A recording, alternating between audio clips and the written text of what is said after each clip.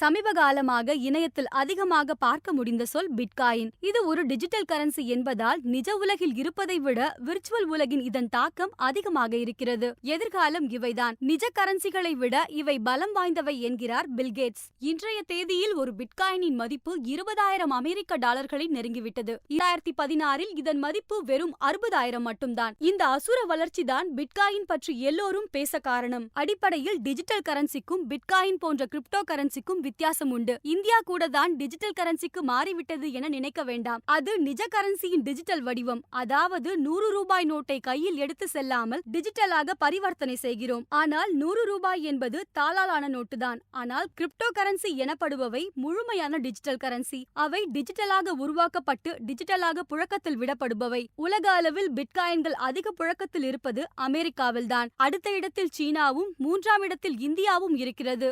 இது குறித்து பிட்காயின் ட்ரேடிங்கில் இருக்கும் சென்னையை சேர்ந்த விஷ்ணுவிடம் கேட்டபோது, பிட்காயினின் ஆகச்சிறந்த அம்சமே அதை யார் வைத்திருக்கிறார்கள் என்பதை ட்ராக் செய்ய முடியாது என்பதுதான். இந்தியாவில் இதற்கென இருக்கும் ஏஜென்சிகள் மூலம் வாங்கினால் நம் பான் கார்டை கேட்கிறார்கள். அதன் மூலம் இந்திய அரசு எவ்வளவு ரூபாய்க்கு யார் பிட்காயின்கள் வாங்கியிருக்கிறார்கள் என்பதை அறியலாம். ஆனால் இந்த முறையில் வாங்குபவர்கள் சொற்பமானவர்கள்தான். மேலும் ஒருவர் அப்படி வாங்கி இன்னொருவருக்கு விற்றுவிட்டால் அந்த பிட்காயின் அப்போது யாரிடம் இருக்கும் என்பதை கண்டுபிடிக்கவே முடியாது.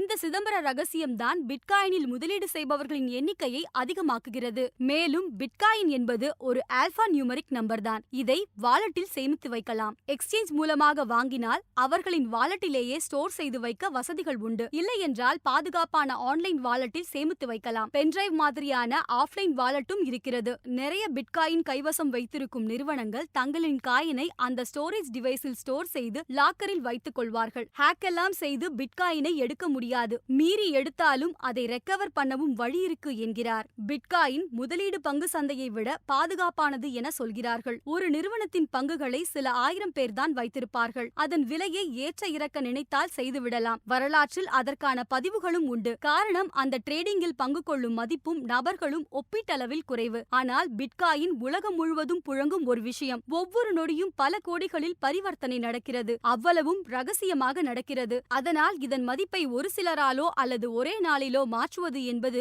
முடியாத காரியம். பிட்காயினை நம்புவதிலும் நிறைய பிரச்சனைகள் உண்டு. சமீபத்தில் இதன் மதிப்பில் சரிவு ஏற்பட்டது. இது உலக அளவிலான மதிப்பு. ஆனால் இந்தியாவில் மட்டும் அதிகம் குறையவில்லை. காரணம், இந்தியாவில் பிட்காயின் சமீபத்தில் புகழ்பெற்றதால் நிறைய பேர் அதில் முதலீடு செய்ய ஆர்வம் காட்டியிருக்கிறார்கள். அதனால் இந்தியாவில் மட்டும் இதன் டிமாண்ட் அதிகரித்துள்ளது. பிட்காயினை விற்கும் எக்ஸ்சேஞ்சுகள் இந்த ஆர்வத்தை பயன்படுத்தி அதிக விலைக்கு விற்றுள்ளன. டிஜிட்டல் கரன்சி என்றால் உலகம் முழுவதும் ஒரே விலைதானே இருக்க வேண்டும் என்ற சந்தேகம் இதனால் எழுகிறது. பிட்காயினை நம்பி முதலீடு செய்ய வேண்டாம் என தினமும் யாராவது ஒருவர் சமூக வலைதளங்களில் எழுதிக் கொண்டேதான் இருக்கிறார்கள். விஷ்ணுவும் இதை பற்றி புரிந்து கொள்ள டெக்னிக்கல் விஷயங்கள் தெரிய வேண்டும் என்றார். கொஞ்சம் டெக்னிக்கலான விஷயம் தெரிந்தவர்கள் மட்டும்தான் இதை புரிந்து கொள்ள முடியும். ஏதாவது ஒரு சந்தேகம் என்றாலும் இந்த மொத்த ப்ராசஸையும் தெரிந்தால் மட்டுமே அடுத்த கட்டத்திற்கு போக முடியும். அதை ஒரு குறையாகவே சொல்லலாம். ஒரு சில பேர் இதை தீவிரவாதிகள் பயன்படுத்தும் கரன்சி என்று சொல்கிறார்கள். நாம் பயன்படுத்தும் ரூபாய் டாலர் எல்லாம் அவர்களிடம் இல்லை என்று சொல்ல முடியுமா? மேலும் இதை ட்ராக் செய்ய முடியாது என்பதும் சிலருக்கு நெகட்டிவாக தோன்றலாம். இதை தவிர பிட்காயினில் எனக்கு எதுவும் குறையாக தோன்றவில்லை என்றார் விஷ்ணு.